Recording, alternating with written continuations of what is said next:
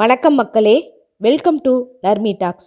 இன்றைக்கி நாம் என்ன பார்க்க போகிறோம்னா, ஈசனாரின் மேல் பக்தி கொண்டு அவர் தம் புகழை பாடிப்பரவிய 63 நாயன்மார்களில் ஒருவர் காரைக்கால் அம்மையார். இவர் இயற்றிய நூல்களில் ஒன்று அற்புத திருவந்தாதி. அதில் பாடல் 17ஐயும் அதன் பொருள் விளக்கத்தையும் இங்கு காணலாம். பாடல் 17.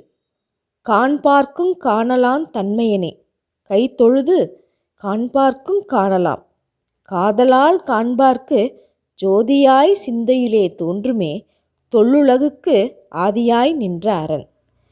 உலக முதல்வன் அரனை உலகிற்கு முதல்வன் எவனும் இல்லை என்று முரண்பட்டு கூறுவார் சாதாரணமாக காண்கின்றார்கள்.